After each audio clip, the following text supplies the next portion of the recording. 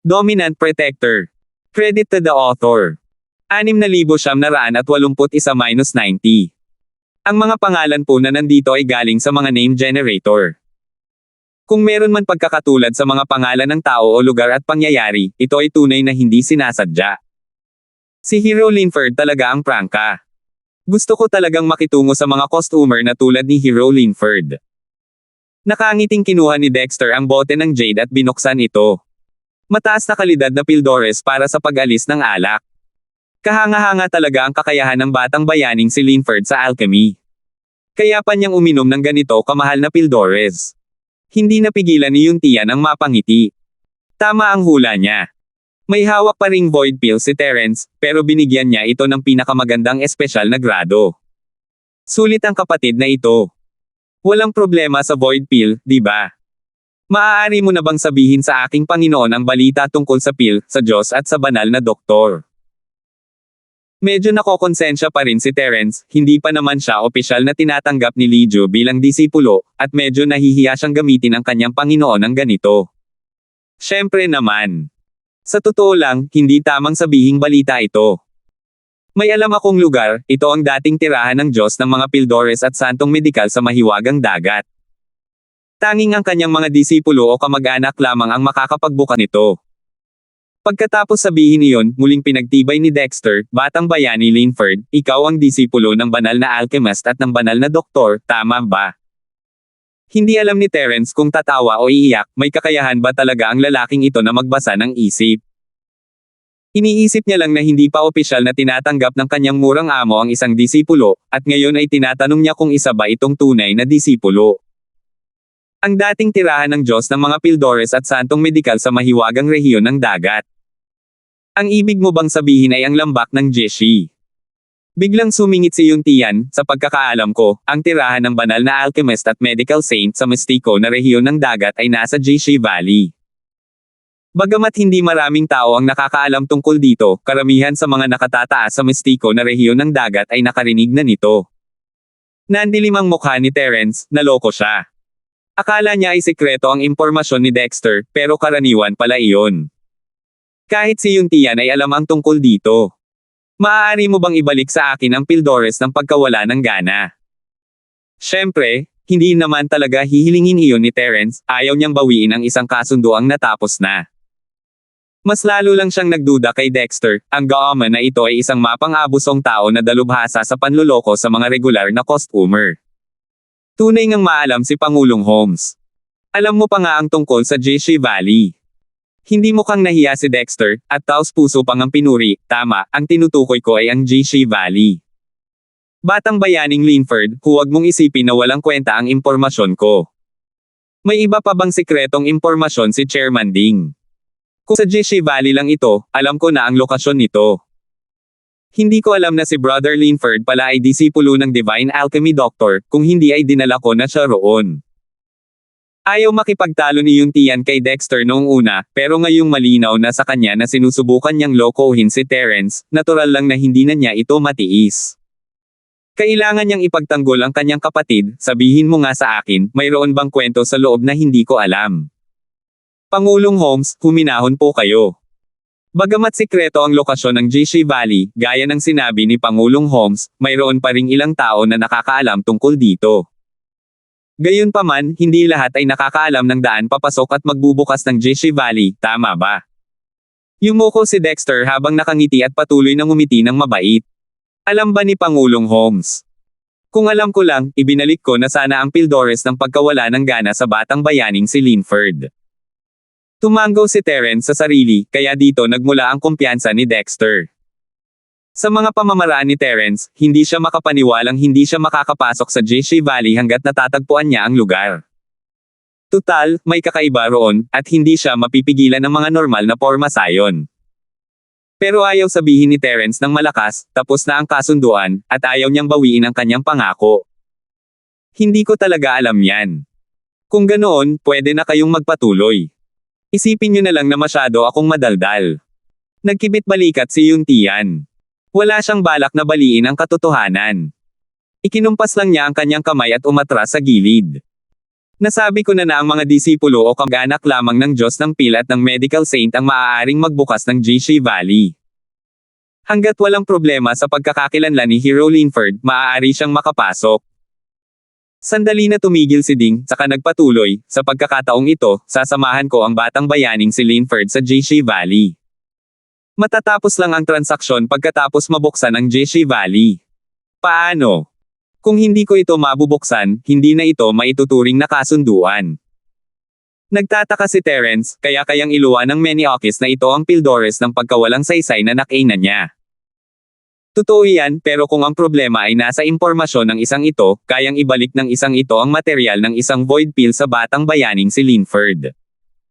Kung ang problema ay nasa batang bayaning si Linford, wala itong kinalaman dito.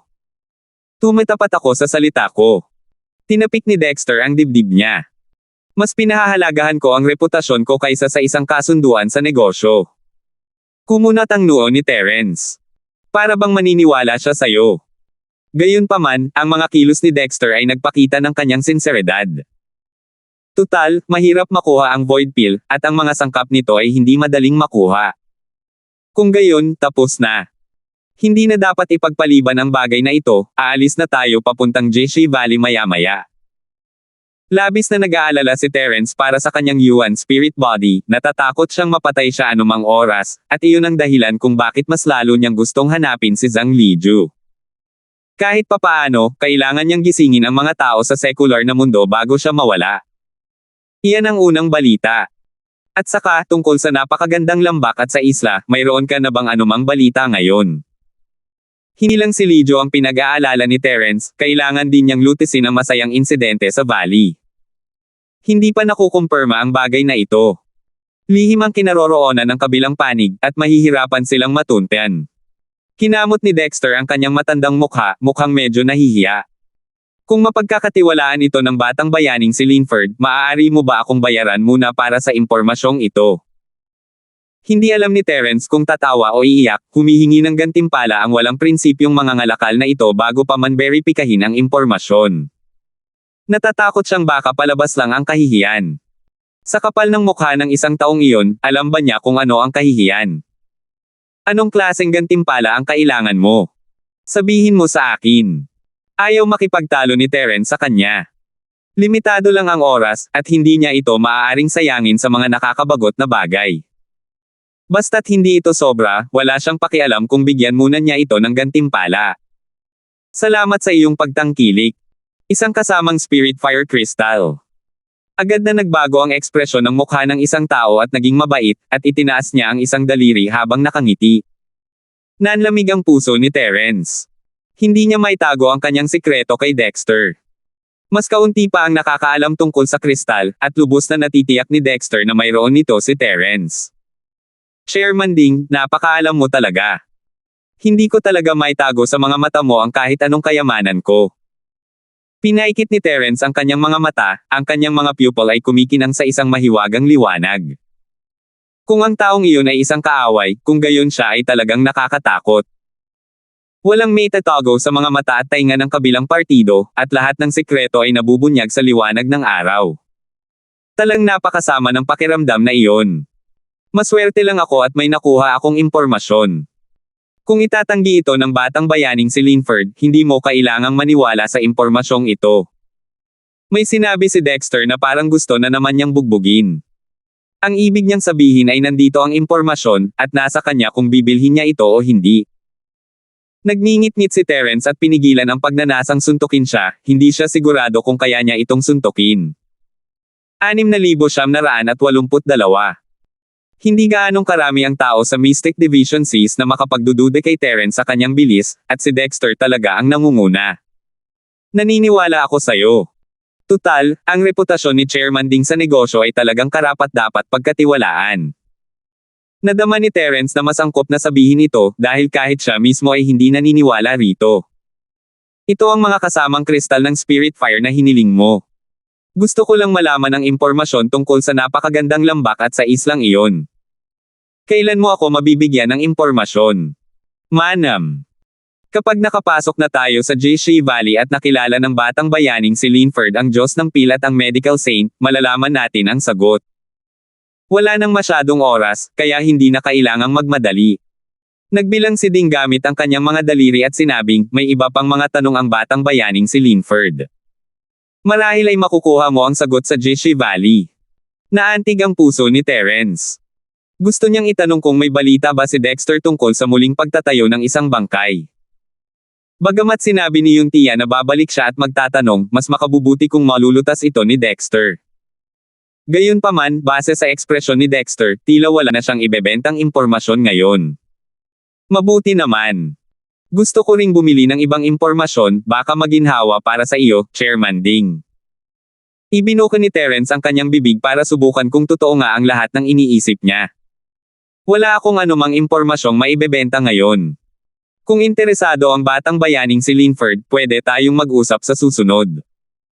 Hanggat kailangan mo, natural lang na ako ang magkukusa na ibenta ito sa iyo. Hindi maintindihan ni Terence kung bakit ayaw ituloy ng lalaki ang kasunduan. Simula nang makilala niya si Dexter, tila isang partikular na impormasyon lang ang ibinebenta niya sa bawat pagkakataon, at pagkatapos ay may ilang malabo at hindi tiyak na impormasyon para manatili kang nasa kaba. Bakit ganito? Hindi ba't mabuti na ibenta ang impormasyon ng sabay-sabay at mapakinabangan ng husto ang mga benepisyo? Sige, dahil sinabi na ni Chairman Ding, aabangan ko na lang ang susunod na balita. Tumanggaw si Terence, pinipigilan ang kanyang pagkalito. Pupunta na ba tayo sa Jishi Valley ngayon? Oo.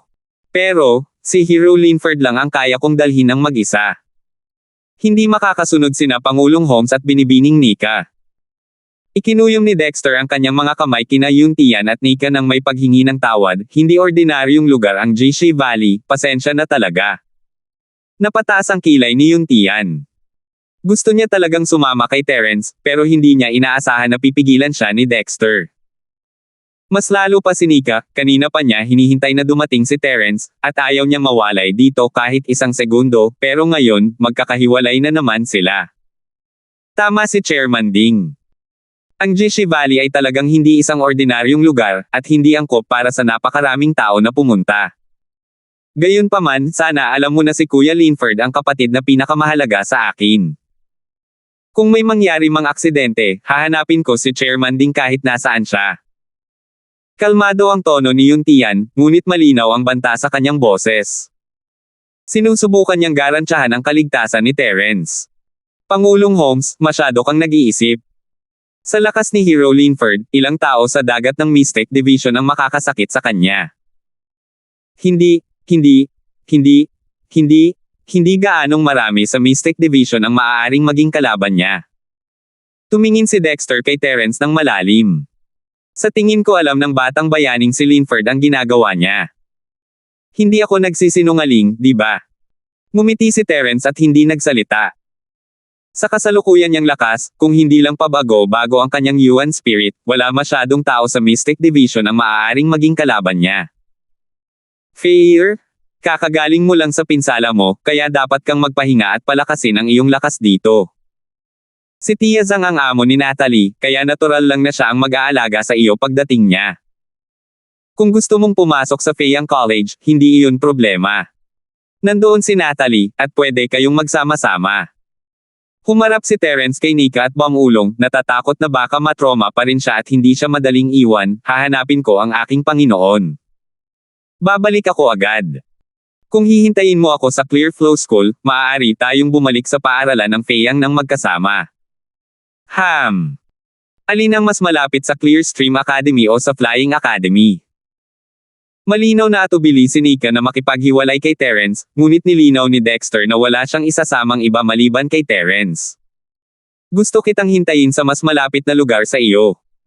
Hindi alam ni Terence kung aling paaralan ang mas malapit sa Jishi Valley, kaya't bumaling siya kay Dexter. Agad na sumagot si Dexter nang nakangiti, kung pag-uusapan ang distansya, tila magkapareho ang dalawang panig.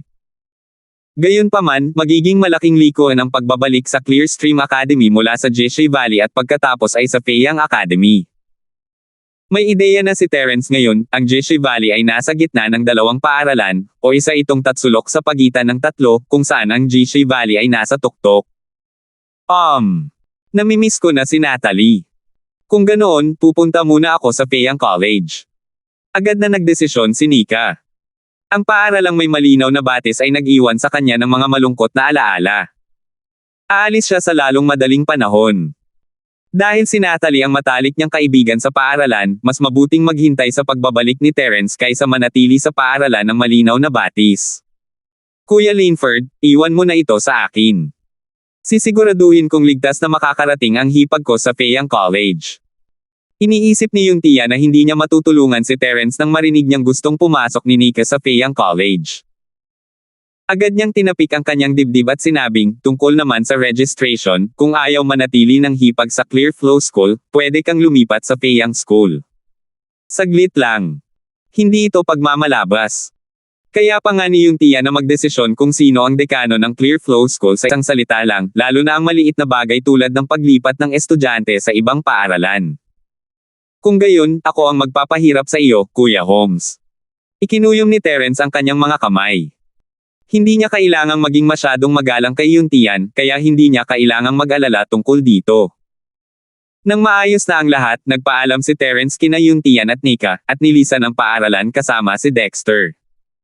Hindi gumamit ang dalawa ng kahit anong aerial spirit beast. Sa halip, lumipad sila ng tuluyan at hindi nagtagal ay pumasok sa isang kagubatan. Pabilis ng pabilis ang takbo ni Dexter, ang kanyang figure ay kumikislap na parang multo. Hindi masabayan ni Terence ang bilis ng kanyang kalaban nang hindi ginagamit ang kanyang arts. Chairman Ding, iiwan mo ba ako at aalis mag-isa? Gusto siyang subukan ni Terence, kaya tinaasan niya ang boses niya. Kung magpapatuloy ito, hindi ko na talaga makakasabay. Hahaha, batang bayani Linford, marunong ka talagang magbiro. Sa kakayahan mo, wala lang to. Kumislap ang figure ni Dexter at muling lumitaw sa tabi ni Terence, may ngiti sa kanyang mukha. Puno ng mga puno ang kagubatang ito, kaya hindi angkop na gumamit ng lightning escape. Pero hindi ba't may wood escape ang batang bayaning si Linford? Baka naman pinagtatawanan mo lang ako habang nagtatago. Nagulat si Terence. Tunay ngang walang anumang bagay tungkol sa kanya ang makakataka sa paningin ni Dexter. 6,983. Dahil alam na niya ang tungkol sa wood escape technique, ano pa ang hindi niya alam? Saan ba talaga iyon? Alam din ba niya ang tungkol sa Jade Space? Habang iniisip ito ni Terence, lalo siyang natatakot. Gayunpaman, hindi man lang naglakas loob si Terence na imbestigahan ang mga sekretong ito dahil sa takot na baka malaman talaga ni Dexter. Hey! Pangulong Ding, ang talas talaga ng mga mata mo. Hindi lang talaga ako angkop gumamit ng mga teknik sa pagtakas ngayon, kaya hindi ko sinasadyang itago ang mga kakayahan ko. Hindi nagsisinungaling si Terence, lumilinaw ang kanyang essence spirit, at hindi siya nang ahas na gumamit ng kahit anong escape techniques. Chairman Ding, dapat alam mo na ang tungkol sa kasalukuyang kalagayan ko, di ba? Kung ganoon nga, may mali sa iyo, batang bayani Linford. Gumamit ka siguro ng ipinagbabawal na paraan para mapalakas ng husto ang lakas ng iyong sinaunang espiritu, na nagresulta sa matinding negatibong reaksyon, hindi ba? Tiningnan ni Dexter ang katawan ni Terence at ipinaliwanag ang sitwasyon. Nakahinga ng maluwag si Terence. Tama si Dexter, pero hula lang niya iyon. Tila hindi siya lubos na kumbinsido. Ibig sabihin, hindi niya alam kung paano naging ganito si Terence. Natuwa si Terence na hindi nasa kamay ni Dexter ang lahat. Tama. Gusto ko sanang itanong kay Chairman Ding kung mayroon kang anumang impormasyon tungkol sa bagay na ito na ipinagbibili, ngunit sinabi mong maghihintay ka hanggang sa susunod, kaya't maaari na akong sumuko. Casual na sabi ni Terence bago niya binago ang usapan. Gusto ko sanang itanong kay Chairman Ding noong nakaraan, anong movement technique ang ginamit mo? O isang uri ng escape technique? Maaari mo ba akong bigyan ng pagkakataon? Mayroon ng dalawang kahangahangang teknik sa pagtakas ang batang bayaning si Linford, bakit mo pa kailanganin ang aking mababang uri ng teknik sa paggalaw? Tumawa si Dexter at hindi direktang sumagot. Kung ang teknik sa paggalaw ni Chairman Ding ay hindi mainstream, paano pa magkakaroon ng teknik sa paggalaw ng mainstream sa mundo? Chairman Ding, sabi mo walang hindi mo maibebenta. Babaguhin mo na ba ang mga patakaran ngayon? Ngumiti si Terence. Ha. Ang batang bayaning si Linford ay napakatalino. Kung interesado ka sa aking teknik sa paggalaw, maaari ko itong ibenta. Pero iniisip ko kung handa kang bayaran ang halaga. Tumawa ng malakas si Dexter, pero hindi pa rin siya nagbigay ng presyo. Chairman Ding, bakit hindi mo sabihin ang presyo mo? Payag ka man o hindi, titimbangin ko, di ba? Agad na tanong ni Terence. Interesado talaga siya sa mga galaw o teknik ng pagtakas ni Dexter, sa patas na paraan ng pakikipagnegosyo ni Chairman Ding, sa tingin ko ay hindi ito umaabot sa puntong nag-aalok ng mga bid sa buong mundo, di ba? Dahil ang dami ng sinabi ng batang bayaning si Linford, magbabanggit muna ako ng presyo. Nag-isip sandali si Ding, saka iniunat ang dalawang daliri at sinabing, dalawang escape technique, thunder escape technique at wood escape technique. Isa sa mga iyon ay dapat na ang kumpletong bersyon. Iniisip ko kung handa bang ibigay ito ng batang Panginoon. Hindi napigilan ni Terence ang pag-ikot ng kanyang mga mata. Kahit siya mismo ay wala sa kanya ang kumpletong bersyon ng dalawang teknik sa pagtakas na ito, at ang lalaking ito ay diretso lang sa punto at nagbigay ng mga imposibleng kondisyon. Payag ako, pero sayang at wala akong kumpletong bersyon ng aking teknik sa pagtakas. Chairman Ding, hindi mo ba isasaalang-alang na gumamit ako ng dalawang hindi kumpletong teknik sa pagtakas para ipalit ang isa sa iyo? Naisip ni Terence na magandang deal na ipagpalit ang isa para sa dalawa. Siguro hindi ang kay Dexter ang kumpletong bersyon. Pasensya na, hindi sulit ang dalawang hindi kumpletong bersyon ng teknik sa pagtakas. Nagkibit-balikat si Dexter at nagpakita ng isang masamang ngiti. Ito ang presyo ng mga produkto. Walang diskwento. Mabibili mo man o hindi. Bubugbugin talaga ang hinihingi niya. Sige, mukhang hindi ako nakatadhana na makasama sa movement technique mo. Nagkunwaring bamantong hininga si Terence, ngunit inaasahan na niya ito, malamang alam ni Dexter na wala siyang kumpletong bersyon ng teknik sa pagtakas, at iyon ang dahilan kung bakit niya ito hiniling. Sa huli, ayaw pa rin niyang ibenta ang kanyang trump card, tama ba? Kung talagang mayroon si Terence ng kumpletong bersyon ng teknik sa pagtakas, malamang na magbabago ang kondisyon ni Dexter sa dalawang kumpletong bersyon ng teknik sa pagtakas kapalit nito. Mayroon naman siyang bibig, at kaya niyang sabihin ang anumang gusto niya. Nako, kung mag-aalok siya ng dalawang kumpletong bersyon ng mga teknik sa pagtakas bilang kapalit, malamang napapayag si Dexter ng walang pag-aalinlangan. Tutal, kung pag-uusapan ng halaga, tiyak nakikita si Dexter sa ganoong kasunduan. Dahil walang paraan para makipagpalitan, hindi na pinilit ni Terence ang isyo at sinimulan na lang niya itong kausapin ng walang katuturan. Sa kasamaang palad, wala siyang nakuhang kahit ano mula sa bibig ni Dexter. Ang salitang tuso ay ginamit upang ilarawan ang mga taong katulad niya. Kasing hirap makakuha ng impormasyon mula sa kanya gaya ng paghukay ng mga kristal mula sa kanyang bulsa. Dahil alam ni Dexter na may mali sa yuan spirit body ni Terence, natural lang na hindi na siya magpapatuloy sa pagbilis. Kumilos silang dalawa sa normal na bilis, at pagkatapos ng isang araw, sa wakas ay nakarating na sila sa Jeshie Valley. Bagamat ang Jeshie Valley ay tinatawag na isang lambak, ito ay isang napakaliit na lugar. Napapaligiran ito ng mga bundok sa tatlong panig at maaaring pasukin sa isang panig. Walang gaanong laman sa lambak, isa lamang maliit na lawa. Sa harap ng lawa ay isang maliit na bahay na gawa sa kahoy, o sa halip, isang maliit at sirang bahay. Hindi ba't nakakahiya ring sabihin na ang lugar na ito ay dating tirahan ng Diyos ng mga gamot at santong medikal? Chairman Ding, kakapasok lang namin. Bakit hindi kami makapasok? Pakiramdam ni Terence ay niloko na naman siya, wala talagang porma sayon sa Jeshie Valley, at kahit sino ay basta na lang makakapasok, kahit mababangas na hayop. Halimbawa, may dalawang usang ligaw na umiinom ng tubig sa tabi ng lawa. Nang makakita sila ng isang taong papasok, maingat nilang itinaas ang kanilang mga leeg, huminto sandali, at pagkatapos ay tumakbo palayo. Hindi ganito ang Jeshie Valley noon. Ito ang lugar ng banal na alchemist at ng banal na doktor. Paano makakapasok ang isang tao ng basta-basta? Tumawa ng tuyo si Dexter at itinuro ang maliit na bahay. Madaling makapasok sa lambak, pero hindi lahat ay maaaring makapasok sa lumang tirahang ito. Maliban sa mga disipulo at kamag-anak ng banal na alchemist at medical saint, walang makakapagbukas ng maliit na pintong kahoy na iyon.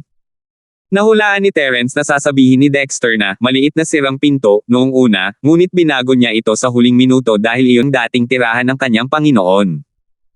Nang makalapit, napagtanto ni Terence na ang maliit na bahay na ito ay talagang kakaiba.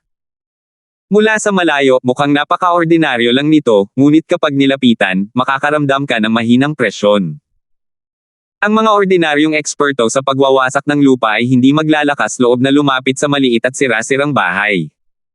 Naramdaman ba ito ng batang bayaning si Linford? Ito ang aura na iniwan ng Diyos ng Pil at ng Medical Saint.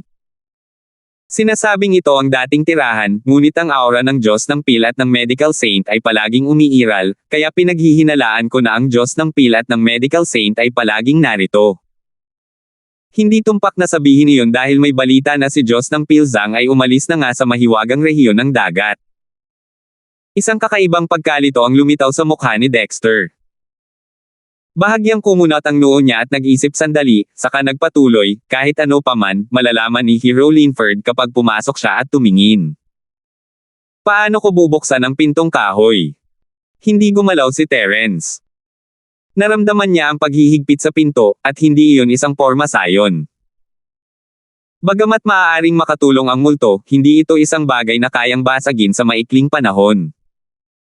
Ayaw itong basagin ni Terence nang sapilitin dahil bitag ito ng kanyang amo. 6,984. Napakasimple lang talaga.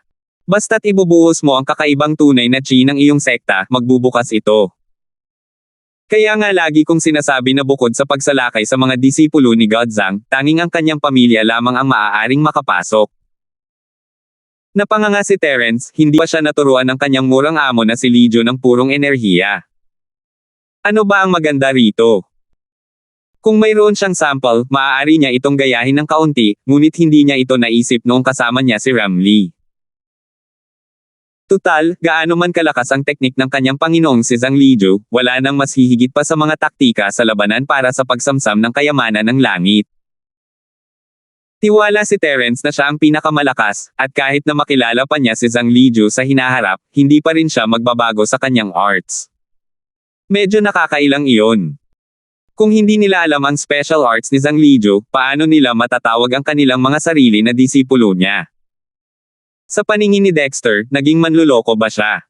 Sigurado ka bang mabubuksan mo ang pinto sa pamamagitan nito? Umubo si Terence ng walang emosyon, nagkunwaring naghihinala. Ganoon ba talaga ka-simple? Ganoon lang ka-simple. Hanggat ginagamit ni Hero Linford ang natatanging tunay na chi ng kanyang sekta, tiyak na makakapasok siya. Sige. Tumanggaw si Dexter, sinenyasan si Terence na buksan ang pinto. Walang pagpipilian si Terence, hindi siya maaaring basta-basta tumalikod at umalis nang hindi sinusubukan. Dahan-dahan siyang naglakad pasulong at lumapit sa pintong kahoy. Bigla, isang bakas ng kamay ang lumitaw sa pintong kahoy. Marahil ito ang lugar kung saan dapat ibuhos ang tunay na chi.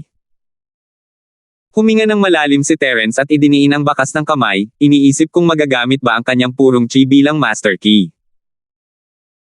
Dahan-dahan siyang nagpadala ng isang daloy ng purong chi, kinakabahang naghihintay ng resulta, ngunit para itong isang baka na luwad na pumapasok sa dagat, walang reaksyon. Nakakailang ito. Dapat ba niyang ipagpatuloy ang paggamit ng kanyang tunay na chi, o susuko na?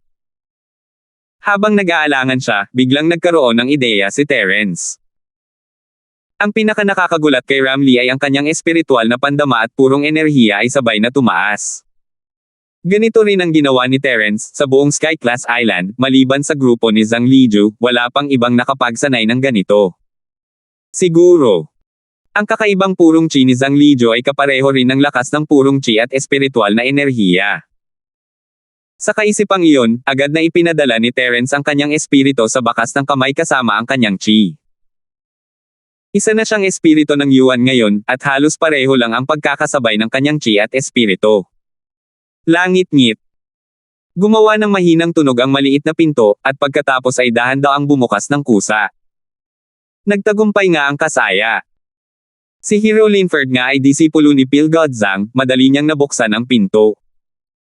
Pinupuri ni Dexter si Terence, hindi niya alam na si Terence mismo ay pinagpapawisan na rin ng malamig. Salamat lang kay Chairman Ding sa pagsasabi sa akin ng paraan. Kung hindi, baka hindi na ako makapasok. Lumingon si Terence nang nakangiti, hindi man lang ipinapakita ang kanyang pagkapahiya. Papasok na ako. Gusto ba ni Chairman Ding pumasok? Hindi ako papasok. Tutal, ito ang dating tirahan ng sekta ng Batang Bayaning si Linford, kaya mas makabubuti kung ikaw lang mag-isa ang papasok. Hihintayin ko rito ang paglabas ng Batang Bayaning si Linford. Umiling si Dexter at ikinumpas ang kanyang mga kamay, mataktikang ayaw pumasok. Bilang isang walang prinsipyong negosyante, matalas ang kanyang mga mata, nakikita niyang nagtatanong lang si Terence bilang paggalang, at hindi niya sinasadyang imbitahan siya. Sige, papasok ako at titingnan ko. Hintayin mo ako rito, Chairman Ding. Pag-uusapan natin ang iba pang mga bagay paglabas ko. Hindi pa rin niya nakukuha ang impormasyon tungkol sa napakagandang lambak at sa isla, at umaasa na lang siya na maghihintay talaga si Dexter rito. Hindi niya alam kung saan siya hahanapin sa susunod. Naiintindihan ko. Sagot ni Dexter at pinanood si Terence na pumasok sa bahay. Kumislap ang kanyang anyo at naglaho. Kung lalabas ba siya o hindi kapag lumabas si Terence, hindi pa iyon alam. Naputol ang pag-iisip ni Terence pagpasok niya sa bahay, kaya hindi niya alam na nakaalis na pala si Dexter. Akala niya ay napakaliit at magulo ng loob ng maliit at sirang bahay. Tutal, naroon naman ang imahe sa labas. Hindi niya inaasahan na makikita niyang medyo maluwang pala ang espasyo sa loob. Ito ay hindi bababa sa 200 metro kwadrado, hindi kasing liit ng hitsura sa labas. Bukod pa rito, ang espasyong hinati ay napakaayos, at ang layout ay elegante at bastos din. Walang alikabok o dumi. Isa lamang itong magandang lugar para magdala ng bag at manirahan. Nakatingin lang si Terence sa paligid nang biglang may lumitaw na figure sa harap niya. Nakasuot siya ng simpleng roba na may malalapad na manggas, maliwanag ang mukha at pino at pambihira ang aura, na may mainit na ngiti sa kanyang mukha. Ako si Zhang Lijo, sino ka, paano ka nakapasok sa sekta ko? Labis na nagulat si Terence, hindi niya inakalang makakasalubong niya talaga ang kanyang Meniochis na amo sa lumang tirahan ni Zhang Lijo. Binabati ni Junior Terence ang senior. Hindi nang ahas na magpaliban si Terence, mabilis siyang pumugay ng may paggalang. Sa totoo lang, natanggap ko ang mana ng senior nang hindi sinasadya sa sekular na mundo at palagi kong itinuturing ang aking sarili na disipulo ng senior. Hindi lang talaga ako nagkaroon ng pagkakataong magbigay-pugay sa master, kaya hindi ako nangangahas na lumampas sa aking mga hangganan. Kaya ikaw ang nakatanggap ng aking mana mula sa sekular na mundo. Pagbalik ko, nalaman kong nahawakan na pala ang sinaunang libingan, at alam kong mayroon na akong bagong tagapagmana. Hindi ko inaasahan na makikita kita ng personal ngayon. Malumanay nang umiti si Zhang Lijo at humarap para umupo sa upuan, dahil nakatadhana na tayo, kung papayag ka, opisyal na kitang tatanggapin bilang disipulo ko ngayon. Salamat po, Panginoon. Binabati po kayo ni Terence. Tuwang-tuwa si Terence. Mabilis siyang lumuhad at yumuko na parang siya ang kanyang Panginoon. Sa wakas ay naging opisyal na guro na ang murang amo. Sa ganitong paraan, magiging madali ang pagliligtas sa mga tao sa sekular na mundo. Lahat sila ay asawa ng kanyang mga disipulo. Bilang isang amo, paano niya hindi sila may iligtas? Ang tanging hindi maintindihan ni Terence ay kung bakit tinanggap siya ni Lijo bilang isang disipulo ng walang anumang tanong.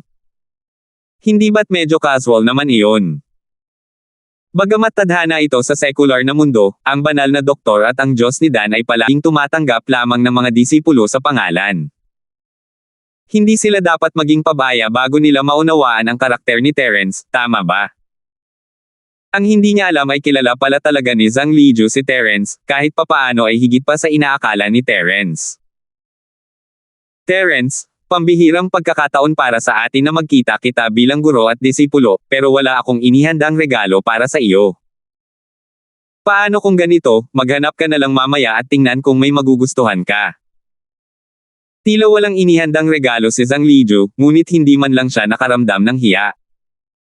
Yumuko si Terence bilang pasasalamat, iniisip na baka wala sa mga palamuti ang angkop para sa kanya. Kukuha na lang siya ng isa mamaya bilang tanda ng paggalang sa kanyang Panginoon. Guro, akala ko pa naman ay umalis ka na sa lugar ng mga Mystic Class C. Hindi ko inaasahan na nakatira ka pa rin pala sa Jeshi Valley. Nakatayo si Terence sa tabi ni Zhang Lijo, iniisip kung paano magmakaawa sa kanya na iligtas ang babae. Nagsimula siya sa isang maliit na usapan, maaari kayang may kakaiba sa Jishi Valley na ito kaya palaboy-laboy ang master at ayaw umalis. 6,985. Haha, hindi. Ang iniwan ko rito ay isa lamang sinaunang pagpapakita ng espiritu. Kung titingnan mong mabuti, makikita mo ang pagkakaiba. Ngumiti si Zhang Lijo at umiling, kudyat kay Terence na tingnan itong mabuti. Napuno ng pag-iisip si Terence na magmakaawa kay Lijo na iligtas ang buhay nito, at hindi niya masyadong pinansin si Lijo kung sakaling masaktan ito. Sa paalala ni Lijo, nag-focus si Terence at napagtanto na ilusyon lamang iyon, hindi ang tunay na katawan ni Lijo. Nanlamig ang kanyang puso.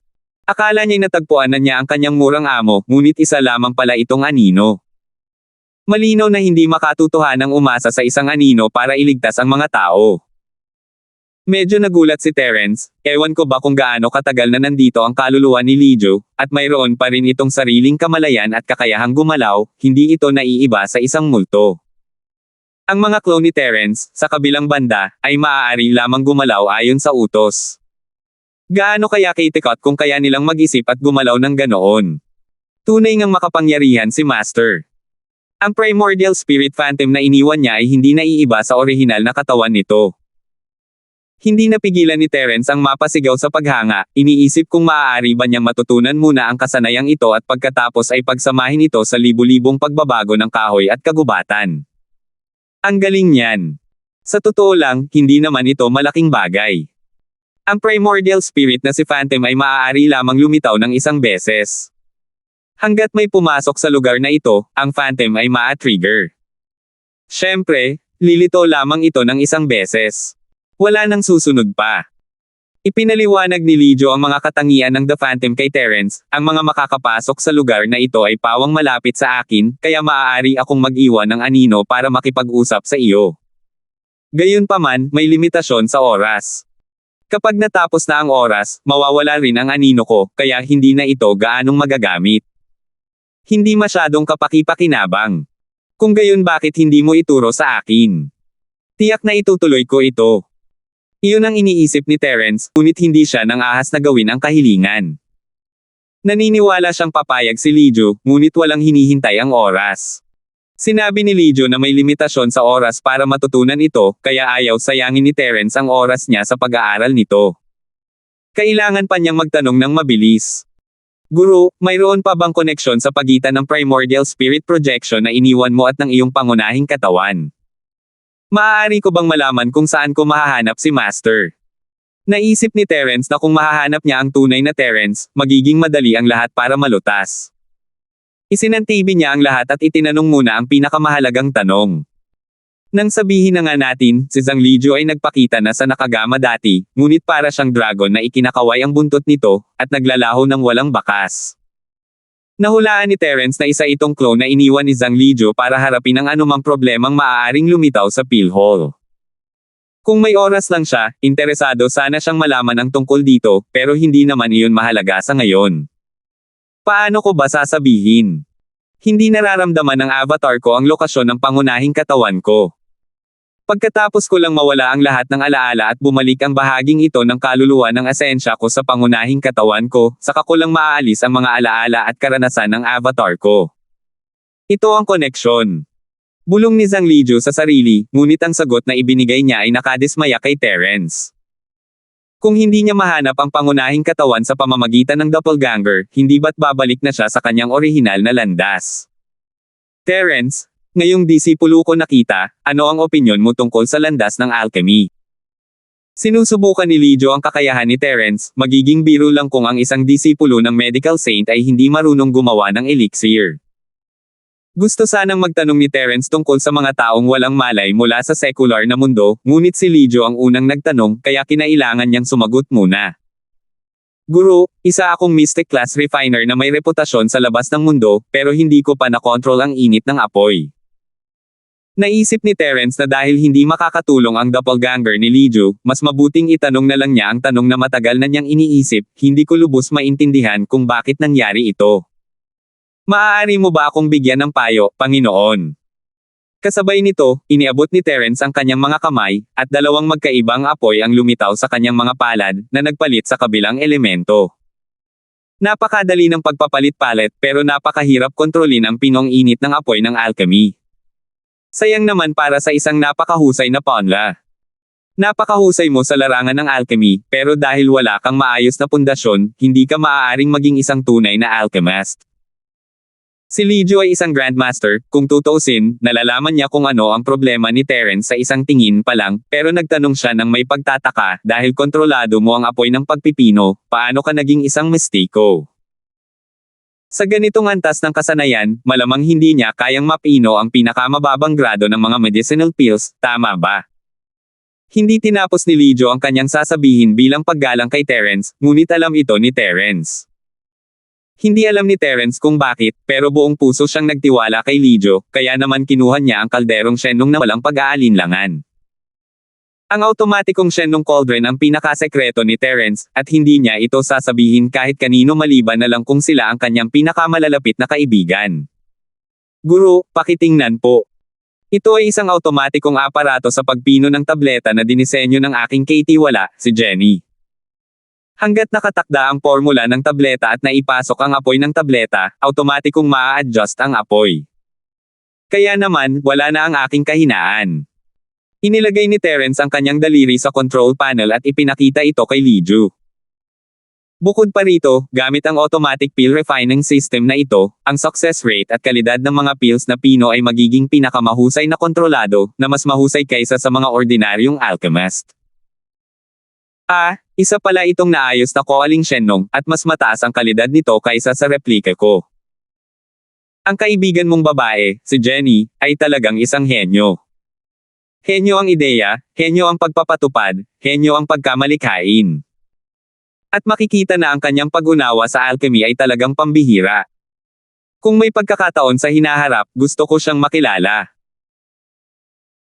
Pumuri si Zhang Lijo mula sa kaibuturan ng kanyang puso, pagkatapos ay biglang binago ang usapan, nakakalungkot na kahit na kayang pinuhin ng automatikong sistemang ito ng pagpino ng mga tableta ang karamihan sa mga dekalidad na tableta, hindi pa rin ito isang bagay na maaaring pinuhin.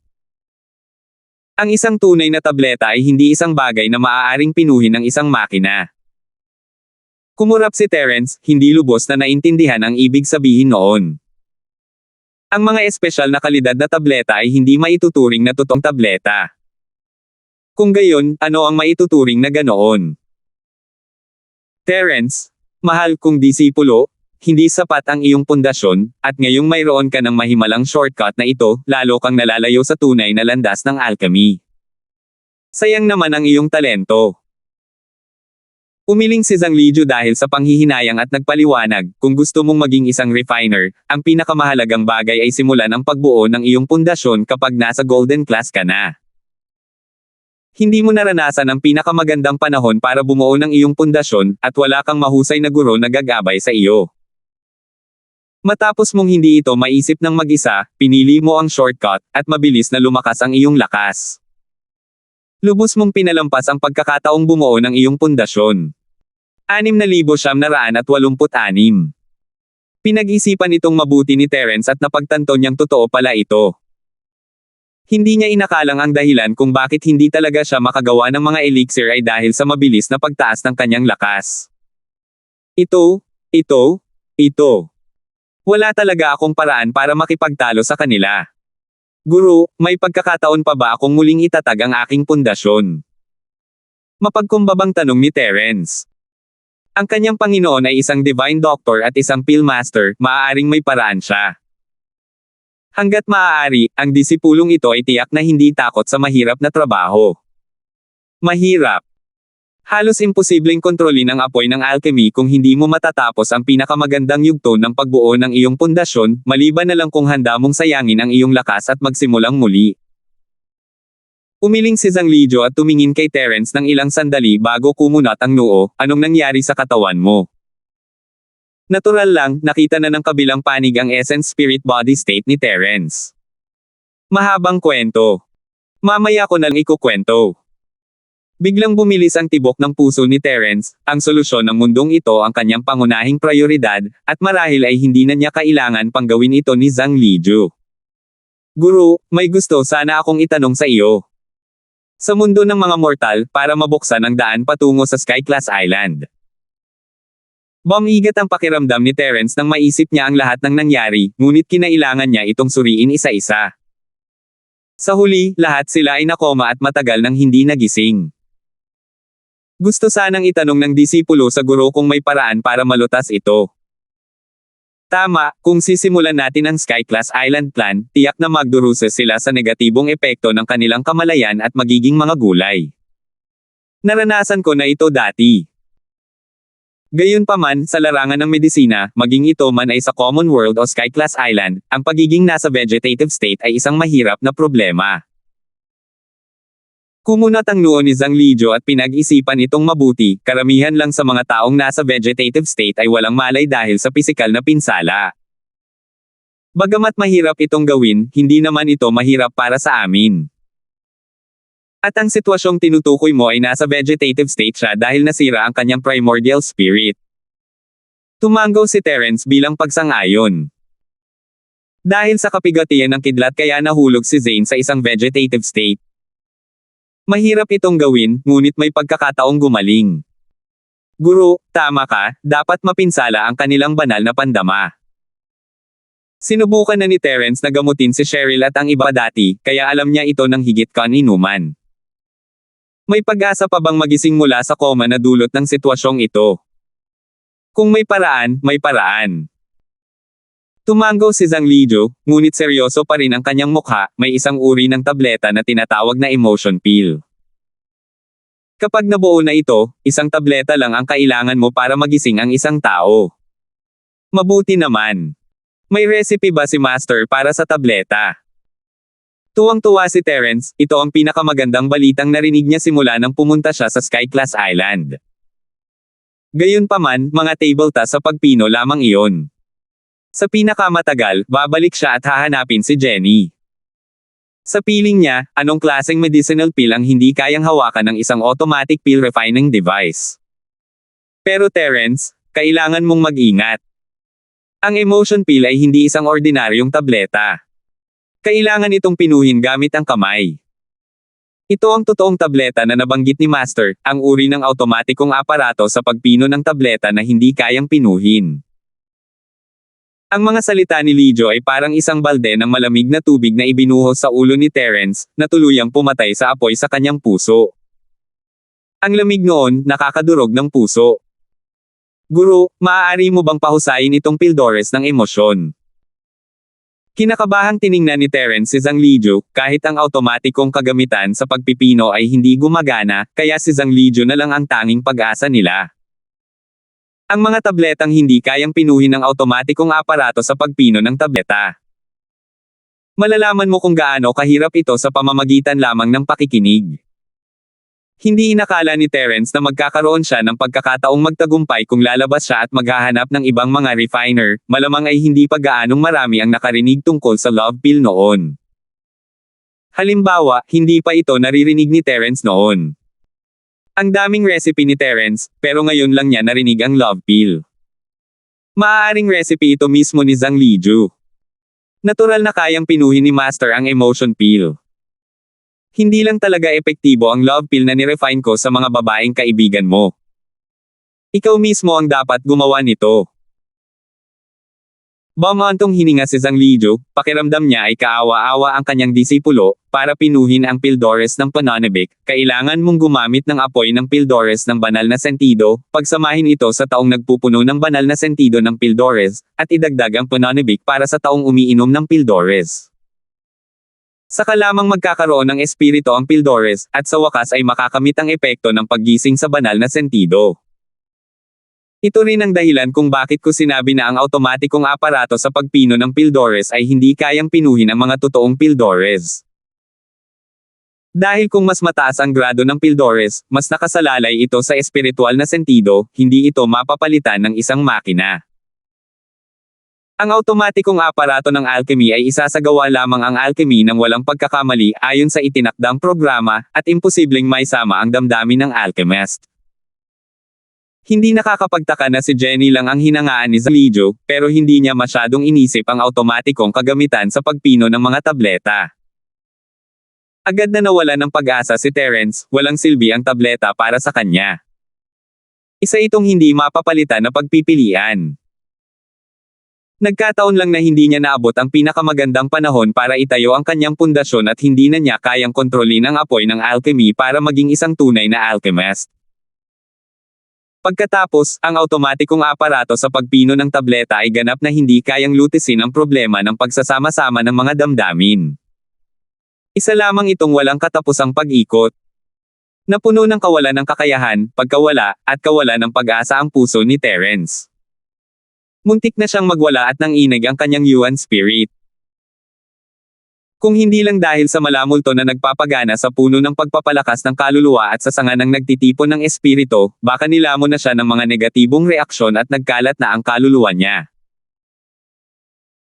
Pero wala itong pakialam kay Terence, gumugol siya ng napakaraming oras at pagsisikap sa Sky-class Island para hanapin si Zhang Liju, at lalong lumalakas, para lang mailigtas ang mga tao sa karaniwang mundo balang araw, pero ang malupit na katotohanan ay masyadong mabilis siyang lumakas, at hindi siya maaaring maging isang tunay na taga-dalisay.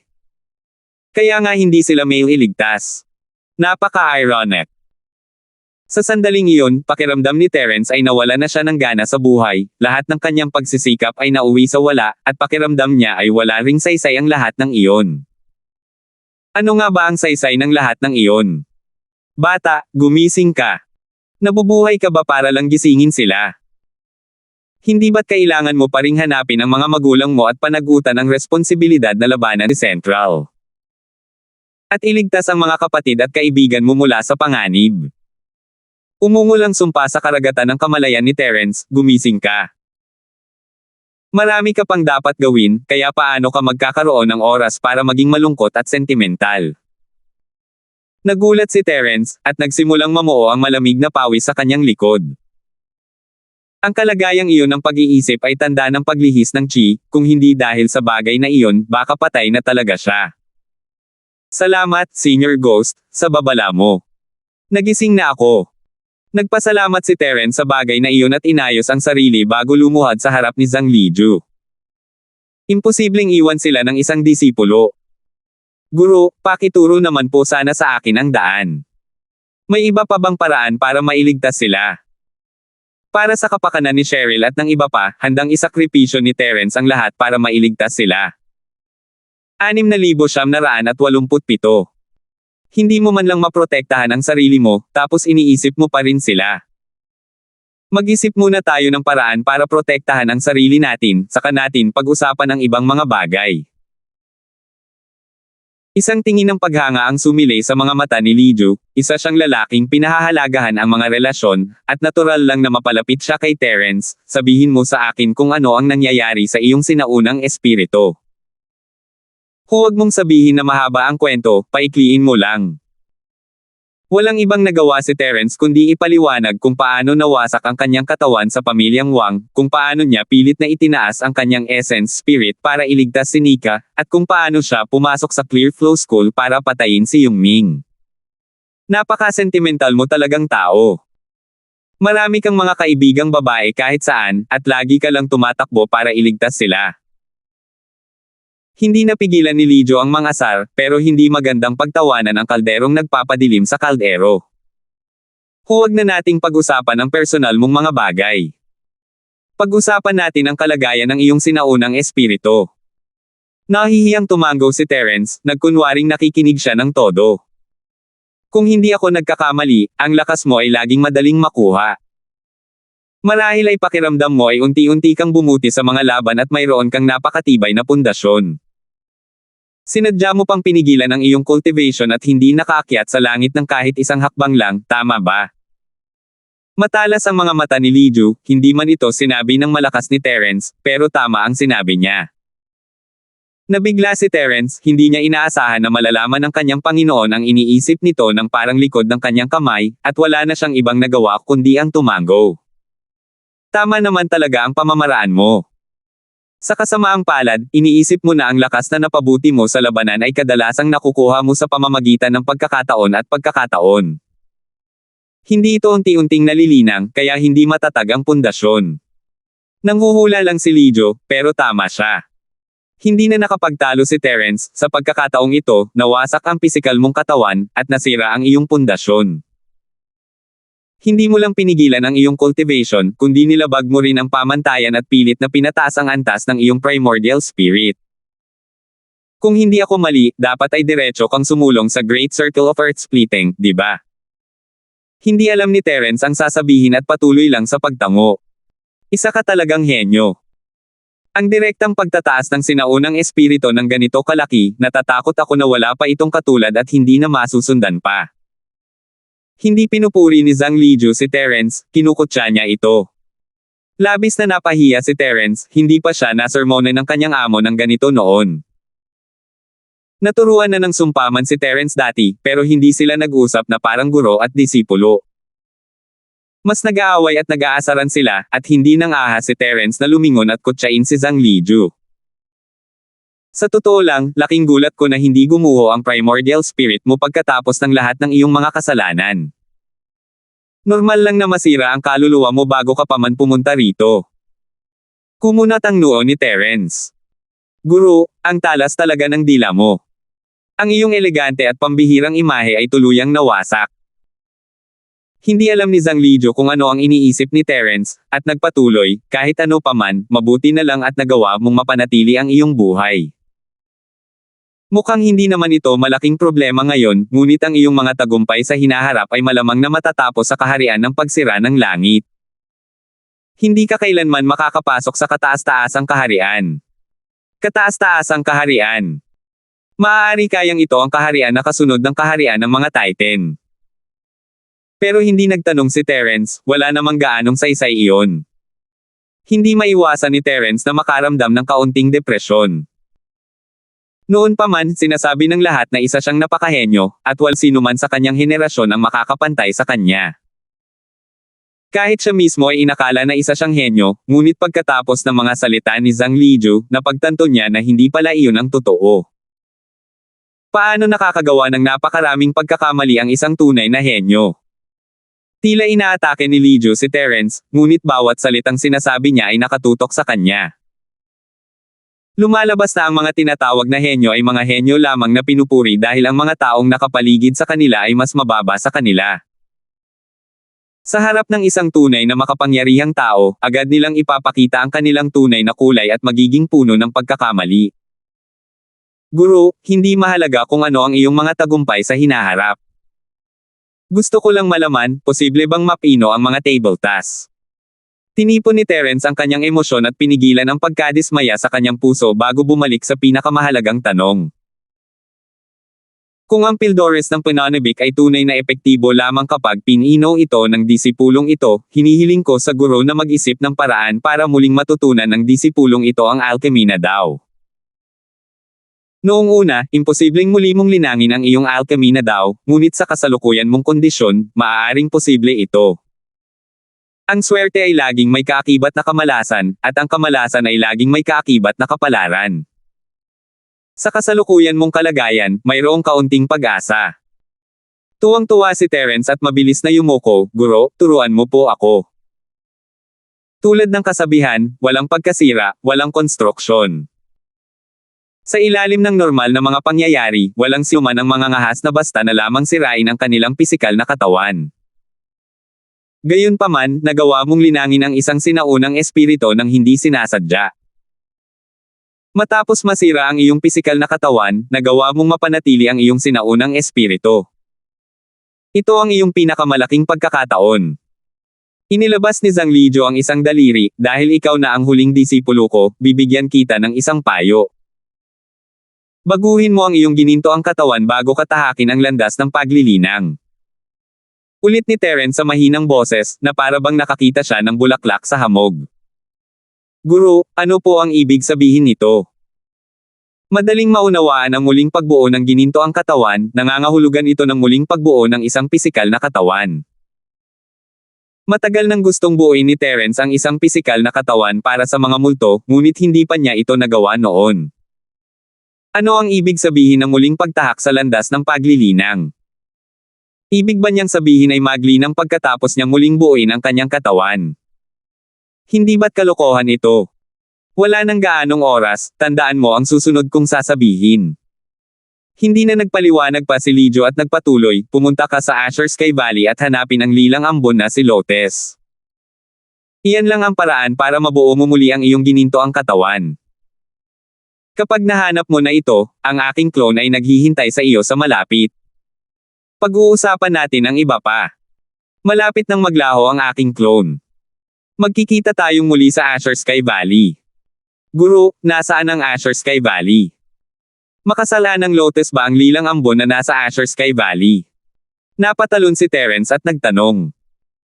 Pero pagkatapos niya, nawala siya ng walang kas, at hindi na muling sumagot.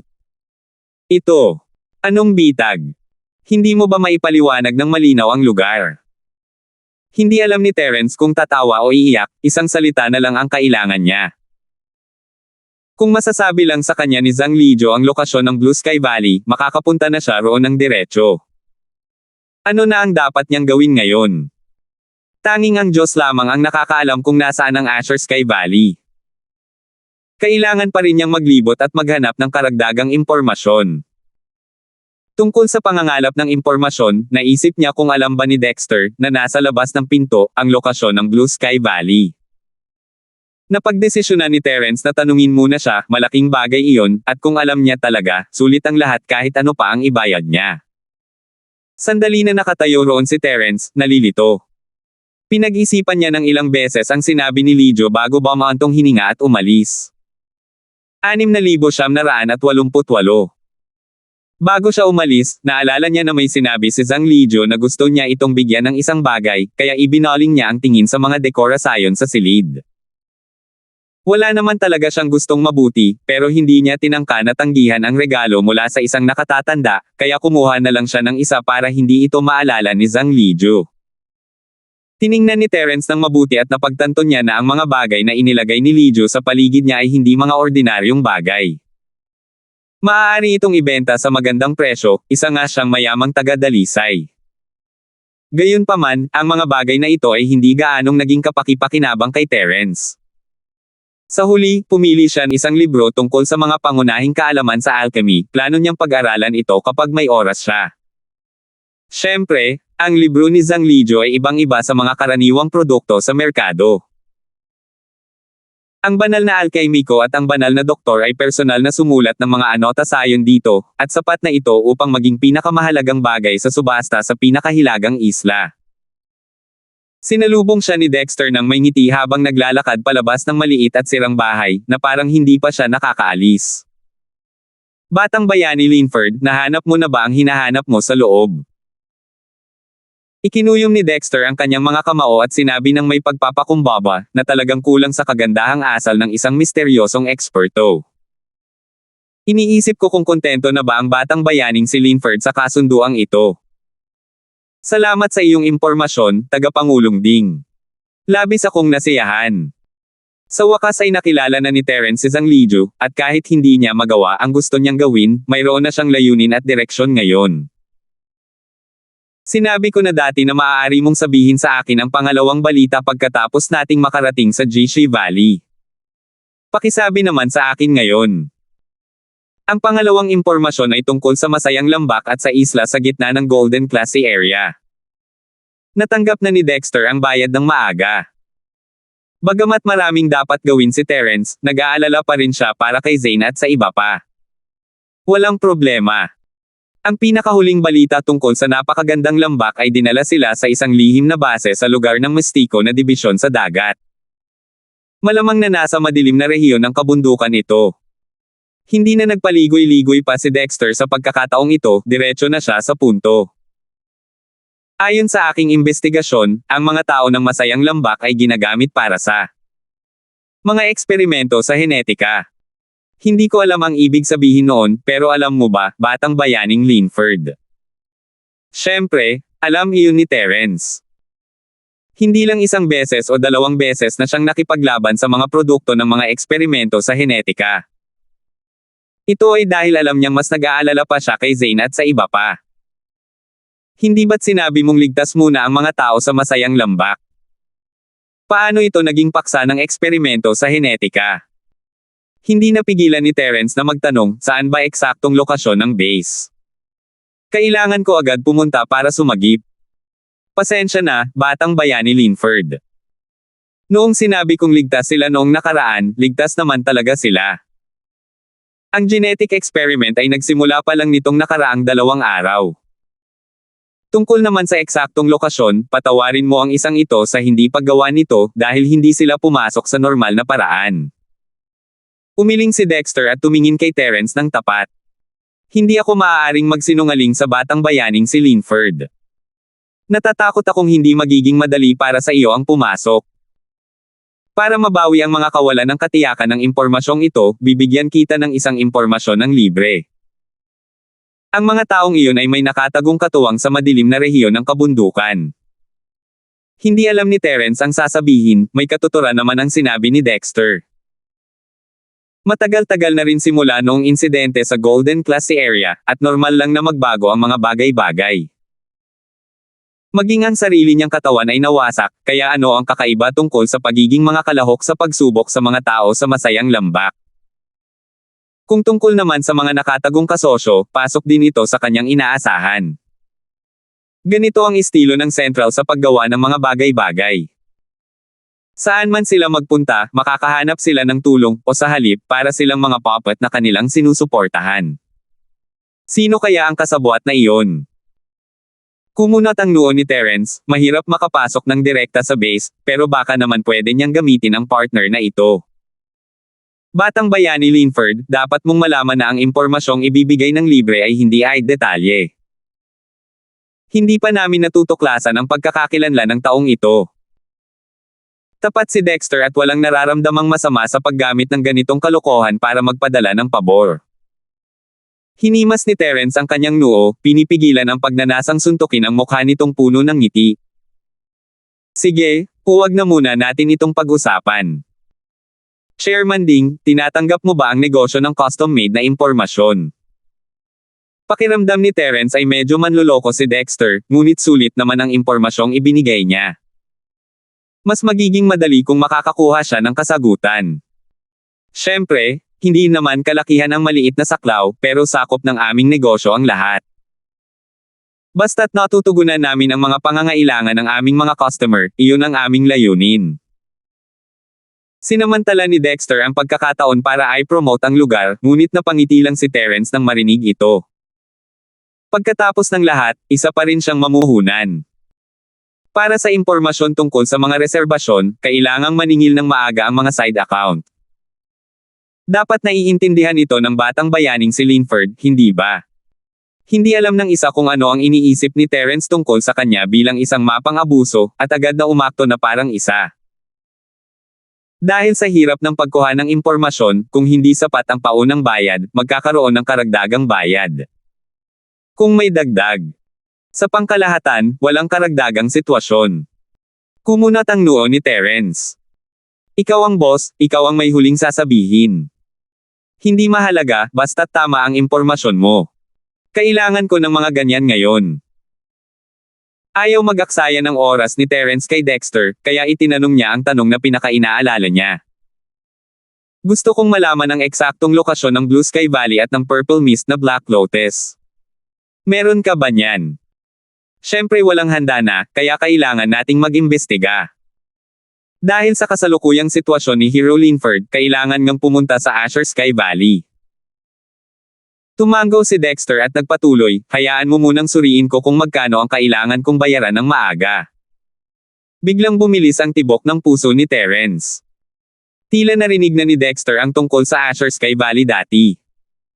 Talagang kakaiba ang information broker na ito. Regular na customer din si Hero Linford. Ang Azure Sky Valley ay may kaugnayan sa pisikal na kondisyon ni Hero Linford na katumbas ng aming pangmatagalang kooperasyon sa hinaharap. Kaya, bibigyan ko ng diskwento si Hero Linford para sa impormasyong ito. Mabilis na pumitik ang kanang kamay ni Dexter, saka pumalakpak. 20,000 kristal. Ito ang pinakamababang presyo, kontento na ba ang batang bayaning si Linford? Sige. Pumayag si Terence sa alok ni Dexter nang walang pag-aalinlangan. Hindi maliit na halaga ang 20,000 kristal, ngunit wala ito kumpara sa balita tungkol sa Azure Sky Valley. Isa pa, spirit crystals lang ang gusto ni Dexter, na ikinagulat ni Terence. Akala niya ay hihingi si Dexter ng isang magandang bagay. Halimbawa, ang maskara ng lahat ng nilikha na gawa ng pulang alikabok, ang dalawang pamamaraan ng pagtakas, ang syenong cauldron, at iba pang mga bagay. Magiging malaking problema iyon. Tila paminsan-minsan ay nahuhuli ng mapang-abusong tao ang kanyang konsensya at sinasamantala ang pagkakataong magtanong muli. Ang Asher Sky Valley ay isa sa mga dahilan, at ang isa pa ay nais kong humingi ng tulong sa iyo na makahanap ng isang tao. Ang pangalan niya ay Melissa, at siya ay isang estudyante sa isang Morningstar Golden Class Academy. Sa normal na sitwasyon, dapat ay nag-aaral siya sa isang Morningstar Mystic Class Academy, ngunit sa pagkakaalam ko, wala siya roon. 6,989. Nag-aalala si Terence sa kinaroroonan ni Melissa. Pumunta siya sa lugar ng Mystic Division C kasama si Minerva, kaya paano naging sikat ang isa sa kanila habang nanatiling hindi kilala ang isa. Dapat sana ay pupunta siya sa Morningstar Mystic Division School para hanapin si Minerva at tanungin ito tungkol kay Melissa. Pabalik niya sa Mystic Division C area, ngunit hindi niya inaasahan ang napakaraming mangyayari. Wala siyang oras para pumunta. Maganda sana kung makakakuha ng impormasyon si Dexter. Makakatipid siya ng malaki sa oras. Hero Linford, isa lang ang kayang tanggapin ng alternatibong account mo sa isang pagkakataon. Isa lang sa dalawa ang pwede mong piliin. Dahil napagkasundoan na natin ang paunang bayad, iminumungkahi kong piliin ng batang bayaning si Linford ang Blue Sky Valley. Umiling si Dexter at tinanggihan ang kahilingan ni Melissa. Biglang napagtanto ni Terence na isa lang ang naging transaksyon sa kanya ni Dexter, at magkakaroon lang ng pangalawa pagkatapos ng una. Halimbawa, hindi sinabi sa kanya ni Zhang Lijo ang tungkol sa napakasayang lambak at sa sentro hanggang sa matapos ang lumang tirahan. Hindi niya alam kung anong klaseng nilabag na patakaran ito. Kung hindi siya kumikita, paano niya maaabot ang maluwalhating titulong mapang-abuso? Hero Linford, ang lambak ay may kaugnayan sa iyong kalusugan, at ito ay napakahalaga. Hindi mo maaaring maging pabaya. Tungkol naman kay Melissa, sa palagay ko ay maaari mo siyang imbestigahan mismo. Parang iniisip ni Dexter ang kanyang customer, pero walang nakakaalam kung iyon nga ang iniisip niya. Hindi sumagot si Terence, ngunit naisip niya may katuturan ang mga sinabi ni Dexter. Halatang walang kaalam-alam si Terence tungkol sa lambak, at hindi niya kayang simulan ang pag-iimbestiga sa sarili niya.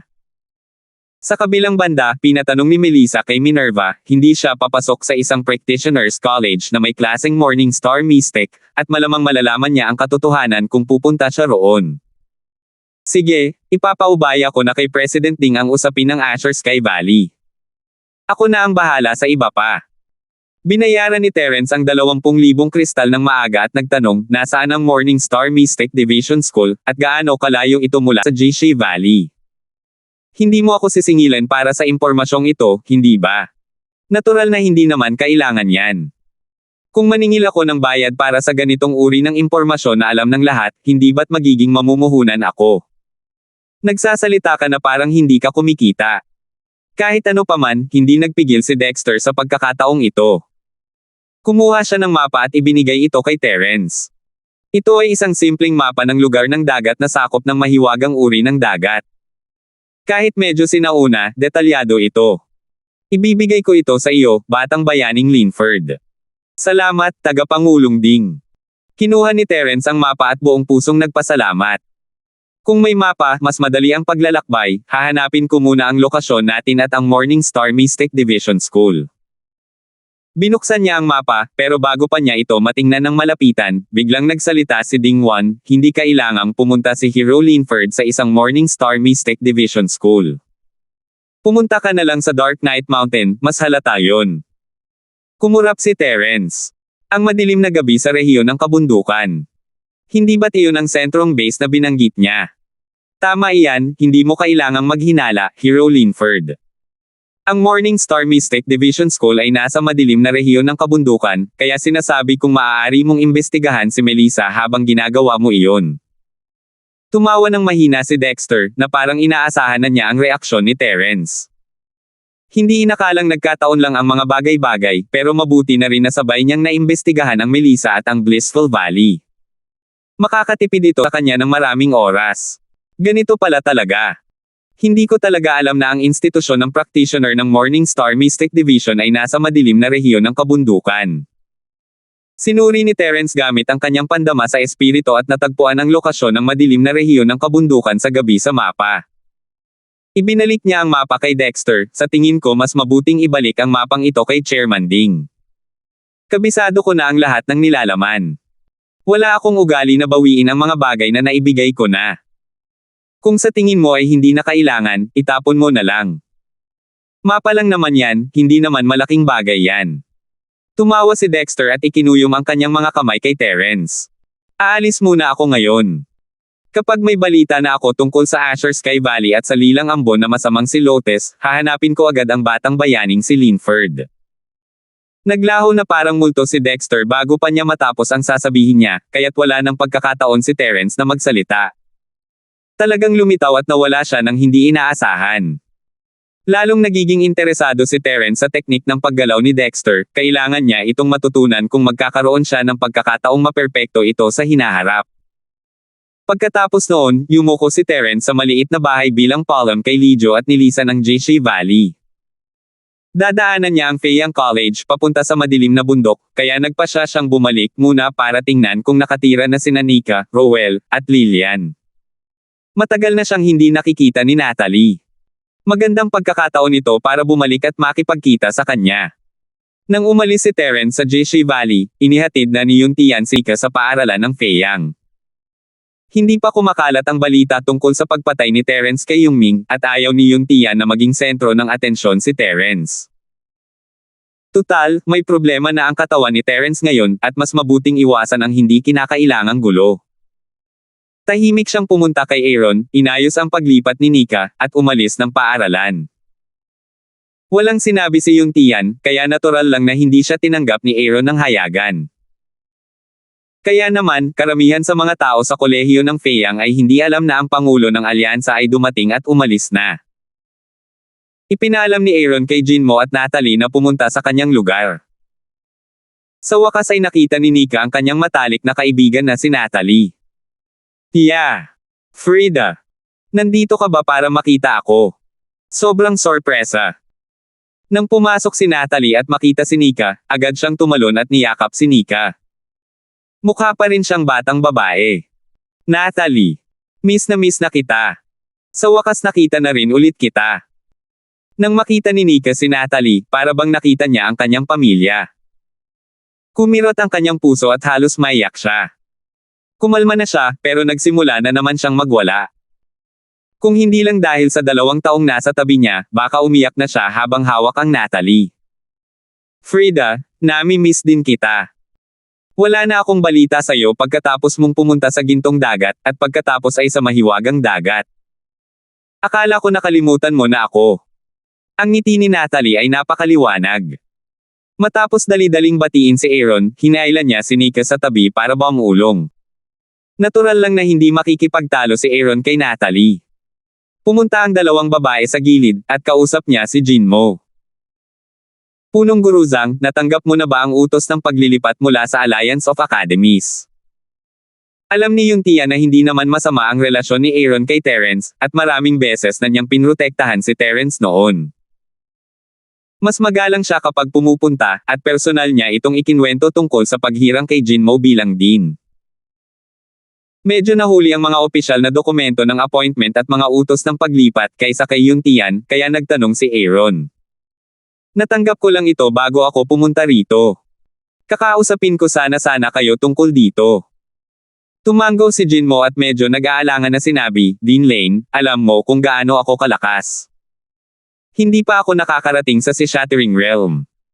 Natatakot akong hindi angkop para sa akin na kunin ang posisyon bilang dean ng Clearflow School. Kung hindi dahil sa iyo, hindi ko rin magagawang maging vice principal ng aming Fayang College. 6,990 po. Kahit patay na si Yungming, ang Clearwater School ay pangalawa pa rin sa pinakamahusay na paaralan na hindi nakahihigit sa paaralan ng Fayang. Tiyak na marami silang mga eksperto sa pagwasak ng dagat. Nag-aalala si Jinmo na baka hindi niya sila mapigilan kung pupunta siya roon. Bukod pa rito, hindi siya pamilyar sa mga tao at sa lugar, at baka madaig siya ng mga tao sa ibaba anumang oras. Gayunpaman, hindi madaling sabihin ng malakas ang mga salitang ito, at si Aaron ay maaari lamang umasa sa kanyang sariling kagustuhan. Walang anumang hindi naaangkop tungkol dito. Malapit nang bumalik si Pangulong Holmes sa lugar ng dagat na may uri ng lupa, ngunit hindi naman ito magiging masama. Sa kabaligtaran, kapag bumalik na siya sa lugar ng dagat na may uri ng lupa, mas lalakas pa ang kanyang impluwensya sa ating lugar ng dagat na may uri ng Mistake-O.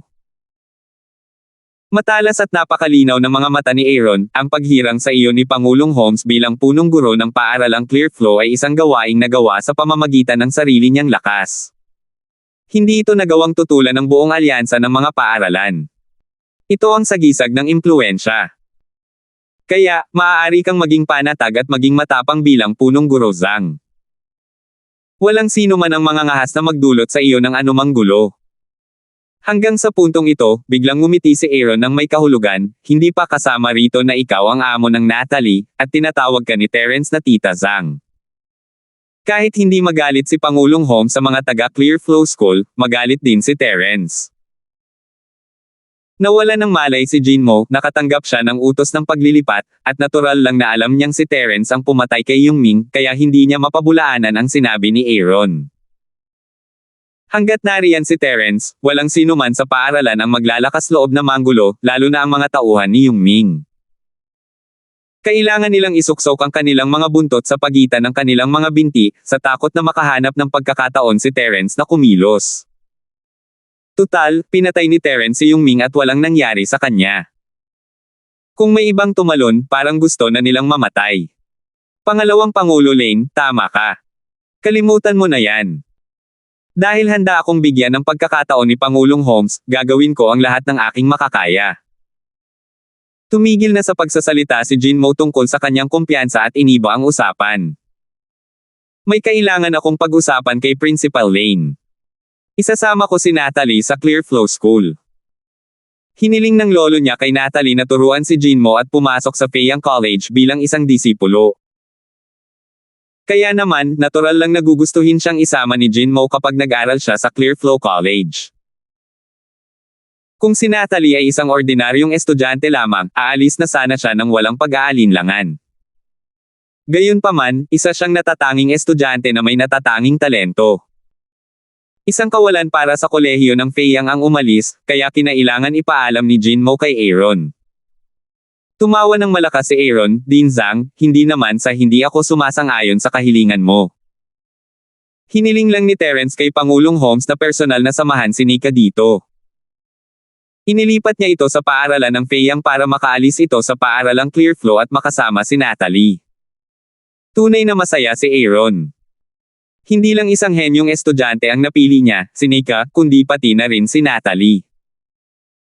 Kasabay nito, patuloy na mananatili si Terence sa Feiyang College, iyon lang pinakamahalaga. Alam ng lahat sa paaralan na pumunta si Terence sa Mystic Division C area para protektahan si Natalie. Kung aalis si Natalie, aalis din ito kasama niya. Sa kasalukuyang lakas at katayuan ni Terence, hindi siya mapipigilan ni Aaron. Nakikita niya si Terence bilang isang estudyante dati, pero ngayon ay kapantay na niya si Aaron. Ganoon ba? Natigilan si Jinmo. Sumulyap siya kina Natalie at Nika. Kung gayon, masangkop nga para sa kanya ang paaralan ng Feiyang. Sinadya ni Yongming na ibalita sa buong Mystic Division na nakipag-ugnayan na siya kay Nika, kaya natural lang na alam ni Jinmo kung gaano kalaking pagpapahirap ang dinanas nito. Dahil lamang sa itinago niya ito kay Natalie kaya't susugod ang batang babaeng ito sa Clearflow School para iligtas ang kanyang matalik na kaibigan. Hindi tumutol si Jinmo sa kasunduan ni Terence. Dahil dumating si Nika upang makipagkita kay Natalie, imposibleng isama niya si Natalie ng mag-isa. Bamantong hininga si Jinmo, saka ngumiti. Kalimutan mo na yan. Kung ganoon, ako lang mag-isa ang makakagawa ng gawain. Babalik ako para bisitahin si Natalie kapag may oras ako. Titingnan mo lang ba ang mahal mong disipulo?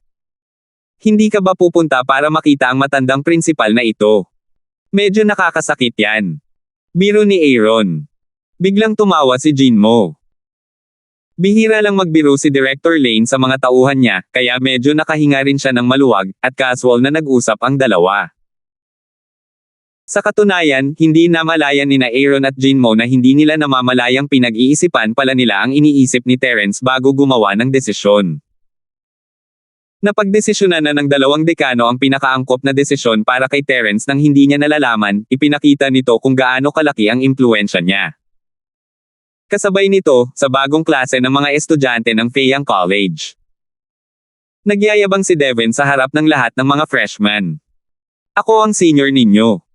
Dapat kilala ako ng karamihan sa inyo. Naging bahagi na ako ng recruitment team sa pagkakataong ito. Maituturing na akong gabay ninyo. Walang malay na tumango sina Rowell, Lilian, at ang iba pang mga freshmen na nagmula sa rehiyon ng Yellow Class C. Bagamat medyo hindi nakikita si Devin sa recruitment team, tama siya. Maaaring hindi ninyo alam ito, pero dati akong taga-subaybay ng klase ng bagong klase. Ngayong na-promote na ako sa intermediate class, agad ko nang tatanggapin ang posisyon. Sa hinaharap, kung masunurin kayo, hindi ko kayo aapihin. Mayabang na sabi ni Devin, mga tauhan ko kayong lahat, kaya ako ang boss ninyo. Ngayon, magtatalaga ako ng class monitor at vice class monitor para sa inyo. Magpapadala ako ng ilang mensahe sa inyo sa pamamagitan nila sa hinaharap. Agad na napakunot ang noo ni Rowell at Lilian. Ibinigay na ni Elaine sa kanila ang posisyon ng class monitor at vice class monitor. Ano kaya ang gustong gawin ni Devin sa paghirang sa kanila? Maglalakas loob kaya si Devin na makipag-away kay Elaine? Sinasabing si Miss Lee ang ate ng advanced class. Ang class monitor ng intermediate class. Sapat na ba iyon? Senior Brother Yang, ang class monitor at vice class monitor ng ating bagong estudyante ay napili na ni Senior Sister Lee. Silang dalawa yan. Magpapalit ka na ba? May agad na nagtanong. Siyempre, walang bakas ng kabutihang loob sa boses niya.